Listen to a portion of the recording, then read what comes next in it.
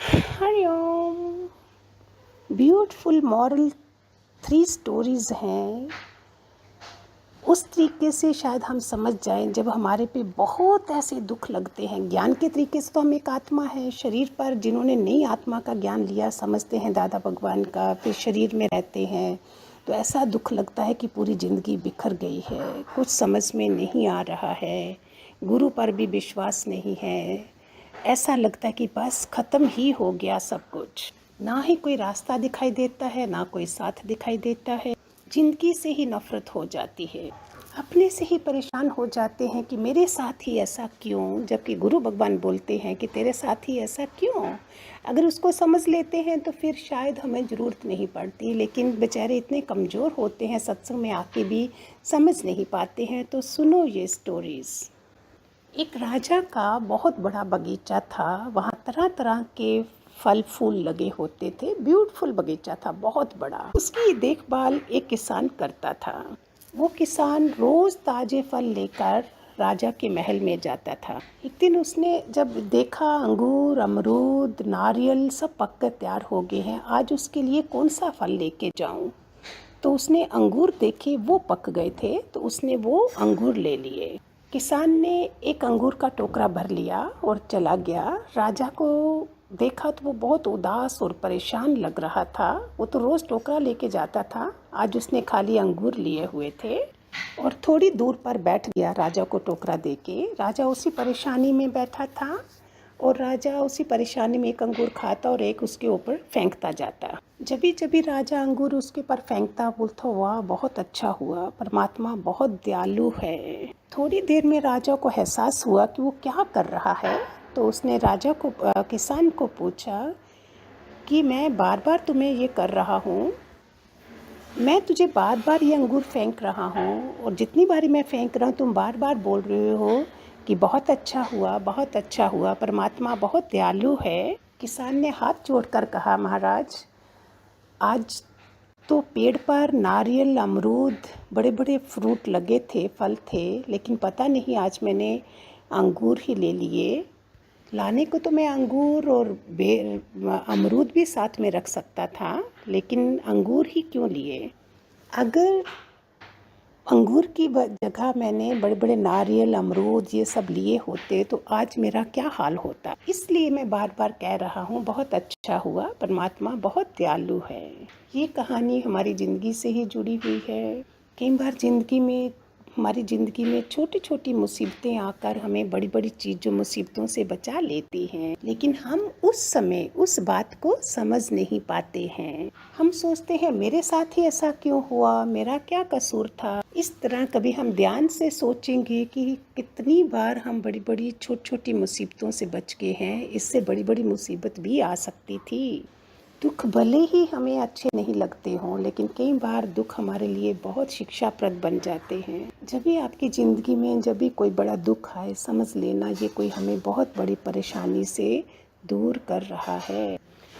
दूसरी स्टोरी, कहानी दृष्टांत। एक बार एक आदमी रास्ते से जा रहा था, उसने बहुत बड़ा विशाल हाथी देखा। इतना ताकतवर होने के बावजूद भी वो हाथी एक छोटी सी पतली सी रस्सी से बंधा हुआ था। वो पास में गया, देखा, बहुत अचंभा लगा कि इतना बड़ा हाथी और एक कितना कमज़ोर पड़ा हुआ है, छोटी सी रस्सी से बंधा है, जबकि हाथी में इतनी शक्ति होती है, उसे तोड़ भी सकता है, जबकि हाथी बड़ी बड़ी जंजीरों को तोड़ सकता है, कर सकता है। वो हैरान हो रहा था कि कोई पास में था भी नहीं, फिर भी ऐसा क्यों कर रहा है। उसके अंदर जिज्ञासा हुई उस आदमी के अंदर। वो उस महावत के पास गया। महावत ने कहा, जब ये छोटा था तो मैं इसी रस्सी से बांधता था और ये बहुत कोशिश करता था तो ये रस्सी नहीं तोड़ सकता था।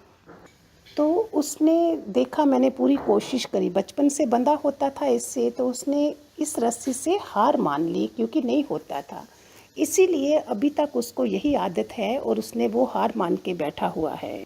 इसलिए ये अभी इस रस्सी को तोड़ने की कोशिश भी नहीं करता है, जबकि अगर ये चाहे तो इस रस्सी को एक सेकंड में तोड़ के जा सकता है, मुक्त हो सकता है उस रस्सी से। लेकिन अपने बचपन की हार को मन में रखे हुए वो ऐसे कर रहा है।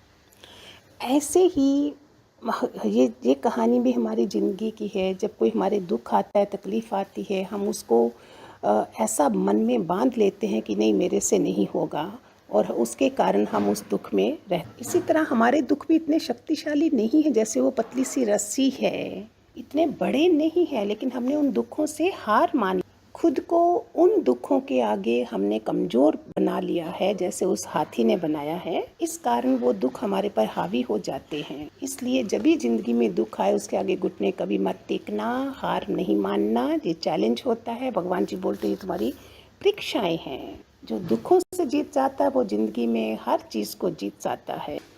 तीसरी कहानी, एक बार एक बहुत बड़ा प्रसिद्ध वक्ता शहर में गया और हज़ारों लोग उसको सुनने आए हुए थे, और उसने $1000 का नोट निकाला। उसने सबको ये दिखाया और बोला, सबसे पूछा कौन कौन इस नोट को पाना चाहता है। ऑलमोस्ट सब ने हाथ खड़ा किया, और उसने कहा आप सब में से किसी एक को मैं ये नोट दूंगा, और मोड़कर उसे रख दिया। और फिर बोलता मैं दोबारा पूछूंगा। उसने उस नोट को इतना मरोड़ दिया, इतना ऐसे बना दिया। फिर पूछा अभी भी आप इस नोट को पाना चाहेंगे? बोलते हाँ। फिर उसने उस नोट को लेकर जूतों के नीचे ऐसे ऐसे रगड़ना शुरू करा। फिर भी सबने बोला, पूछा अभी भी आप इसे पाना चाहेंगे? बोलता है हाँ। सबने बोला हाँ। उसने उठाया, दोबारा से पूछा अभी भी आप इस नोट को पाना चाहेंगे? अभी मैंने कितना गंदा कर दिया है इसको, इसकी इतना ख़राब होने के बावजूद भी इसकी कीमत नहीं गई है। ये कहानी भी हमारी ज़िंदगी से जुड़ी है। हमारी ज़िंदगी में कितने कितने मोड़ आते हैं, नोट की तरह मुड़े हुए मोड़ आते हैं, धूल मट्टी पड़ जाती है, और उसकी वजह से हम अपनी कीमत ही गिरा देते हैं। हम हार जाते हैं और अपनी कीमत भूल जाते हैं। इसी नोट की तरह हमें उन सब चीज़ों में जो गंदे हो चुके हैं, दुख हैं, तकलीफ़ें हैं, उसकी तरह हमें अपना नहीं भूलना है कि हम कितने कीमती हैं। खासकर अगर हमें गुरु मिला है तो हमारी कीमत तो करोड़ों, लाखों, अरबों से भी ऊपर है। चाहे लाख परेशानियां आ जाएं, फिर भी वो हमारी कीमत को कम नहीं कर सकती हैं, नहीं कर सकती हैं। क्यों नहीं समझते हो प्यारे बच्चों? दादा भगवान बोलते तुम एक आत्मा हो, शरीर नहीं हो। ये सब प्रॉब्लम शरीर की है। गाड़ी गैराज में जाती है ठीक होने के लिए, मैं तो अलग, ड्राइवर तो अलग है ना। जो इस ज्ञान को समझ गया वो उसका बेड़ा पार हो गया। Thank you. God bless to all. हरिओम। खूब सारे आशीर्वाद।